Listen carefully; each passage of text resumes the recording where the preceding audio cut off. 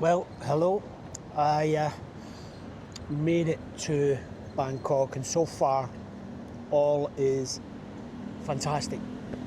However, during the move from Beijing, we did realise that we have got a lot more belongings than we actually thought we did have. So I think we'll need to sort that out. I really like to keep things simple in life, so that was a kind of kick in the butt. Humans, us people, we do like to accumulate things in life. Don't know why that is, but we didn't even have a large apartment in Beijing because we compromised on the space to actually get the view.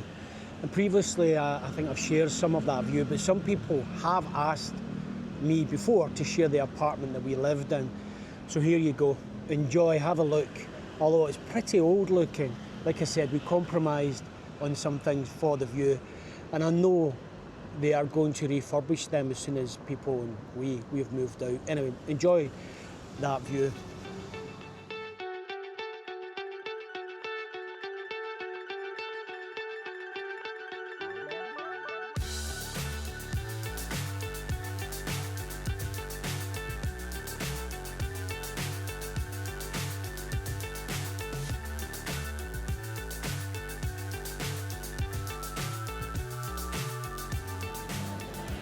So I got to say, changing country is about changing a lot of the building blocks of your commercial life as much as it is about changing your space and your surroundings.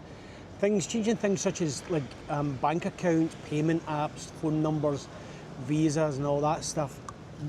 During the week, well, that hassle, if you'd asked me, Ian, do you want Elon Musk to put a chip in your head with a digital number that one number is linked to your mobile phone, your ID, your payment accounts, bank accounts, then you can freely move around the world without any hassle. I think I would have said to Elon, when you go, big man, sign me up.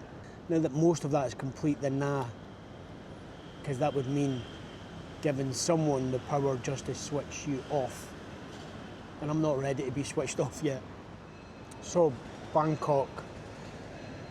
First, a warning though, I need to not compare Bangkok to Beijing so quickly because I have to give things time to settle in. So far, I am enjoying Bangkok, but it is a learning curve, and I'll come back to that in a second. I will forever love Beijing, and I think of Beijing in the way that I think of Glasgow. It's almost like a home city for me, my home city, Beijing, Glasgow. I do have a feeling that we will be back there someday and probably living in a cool hutong for that whole Beijing experience. Beijing and Bangkok, so there is no point in comparing them fully. Obviously, I'm going to pick up in some stuff as I explore, but that is only natural, obviously. There are very big, huge differences in the cities. Huge differences. In fact, I actually think Bangkok reminds me of Chengdu in China, which is a city I absolutely love. And I've made some videos from there in the past, so check the channel out. Go to the homepage if you want to see that, just search. Very interesting. Chengdu, beautiful city in China, recommended. Bangkok is huge and sprawling, and I cannot wait to get out and explore things more. But a couple of early things to reflect on. It is hot and humid, so I'm going to have to rethink my usual walking routines because I like to walk everywhere. Walking long distance is a sweaty mess for me, I think for everybody, to be honest. So yeah, once again, I am a sweaty mess. I'll get used to this, I know I will. Pretty well. The other night I did carry a handheld fan. I did get some curious looks and also I think looks of jealousy, but it was well worth it. I've also learned to use the aircon in the shopping malls.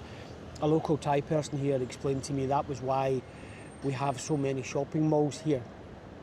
So I find myself dashing in to lap up the aircon in a shopping mall, but sometimes I do get lost inside the shopping mall. It's happened a couple of times. And I might be wrong here in this statement, but it is a bit like Vegas, large entrances and very small hidden exits. So I couldn't quite find my way out. But then I do have a crappy sense of direction, and that hand fan coupled with the cold aircon, I think that was as close to heaven as I think I might ever get. It was a sweet moment, and I was happy to get lost, to be honest. So I am hypnotized. What's up is down, what's left is right. Chasing stars and holding you. I can't see the end, but we'll see it through.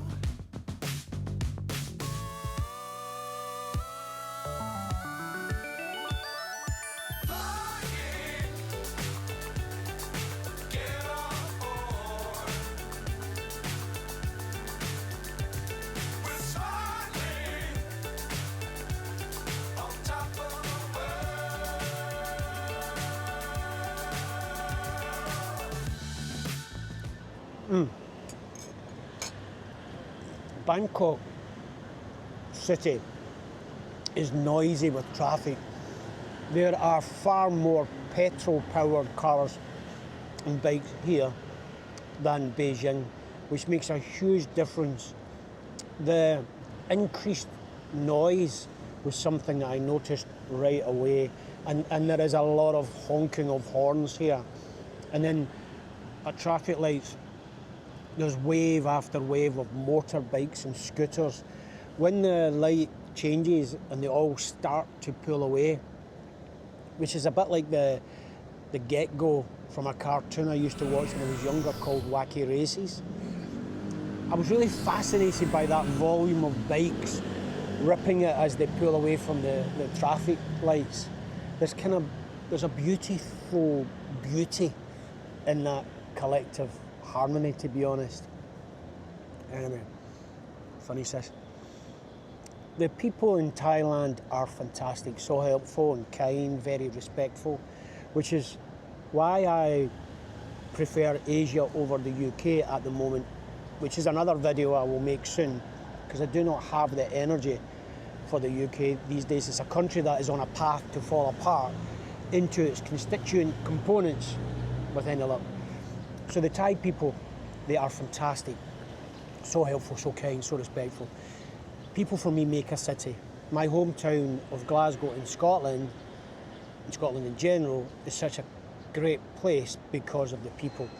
It lacks a lot, but it does not lack the kindness and the warmth from the people, and this is the exact same here. And an example of that is the taxi driver yesterday. I booked a taxi using an app. I thought I could pay by WeChat, couldn't pay by WeChat. I asked him if I could take money, he said no. We tried to work it out. The taxi journey was 88 baht, and ended up, I tried to give him the cash. So I said, listen, can I just give you 200 baht and you can take the cash? Bear in mind it was 88 baht for the journey, Thai baht. And ended up, he said, okay, give me the cash, but he wouldn't take the 200 baht. He took 100 baht, and that was it. He gave me the 100 baht back.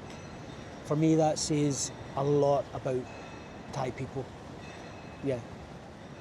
What I have learned is that the taxi is not the way to travel.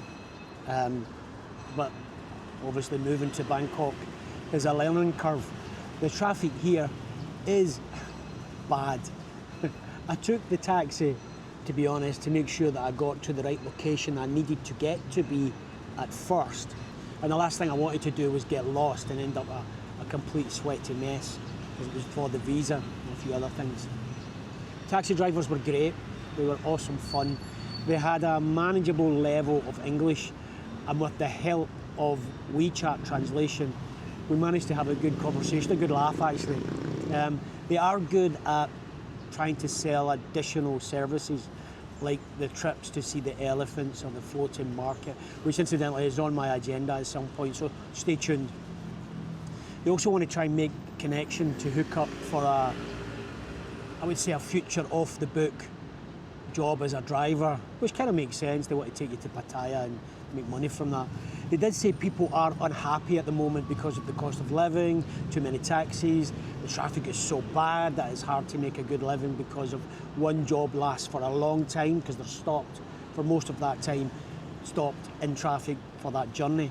On the of the 4 taxi drivers that I spoke to, 2 of them were expressing their dislike of Donald Trump and the tariffs, and they went off on a tangent on that, and I had to bring it back to a kind of everyday conversation because I really didn't want to go down that road. I always feel though you do get great insight from taxi drivers. You jump into a taxi in Glasgow and within 10 minutes you will know everything that is going on in the city that's worth knowing. Although a 10-minute taxi ride in Glasgow will cost you a lot of money. Though I have to say, a Beijing taxi is cheaper than a taxi here in Thailand. I would estimate it to be about 40% cheaper. And people did say to me that the cost of living in Bangkok is cheap. So far though, I'm not so sure. I think people who were telling me that were using their benchmark as the UK. My benchmark is Beijing, and I honestly think the cost of living is cheaper there, but then again, it's kind of relative to incomes, etc., which is again another video for another day, so stay tuned. I am enjoying the food, and the beer is great, although I need to slow down on my consumption and be more selective and get back to looking after my health. There is a lot of healthy gym jockey looking foreigners here with muscles and tattoos and all that. Bit of a cliche. I'll fit right in, I think. I'm not sure why. I think it is because it's so hot and you're so exposed, because you're often wearing just a t-shirt, shorts and flip-flops, and that does give you a little bit of a self-conscious feeling. Well, me anyway. I do have these social anxieties though. So yeah. So moving to Bangkok from Beijing, so far so good. I hope to share more as I start to work things out and get out and about the city a little bit more. My mate Donkey was ribbing me about saying or signing off with Ian in Bangkok, and how it will sound strange after all these years of saying Ian in Beijing. Who knows? I'm going to eat this in a second, but who knows? We might get used to the Ian in Bangkok. Or I could actually just say, this is Ian standing with you on this rock that we call Earth as we hurtle through space at thousands of miles an hour, high speed. Or maybe I can just continue to try and get away with saying, this is Ian in Bangkok. Take care of yourself. Peace out. Stay tuned to the channel and share more.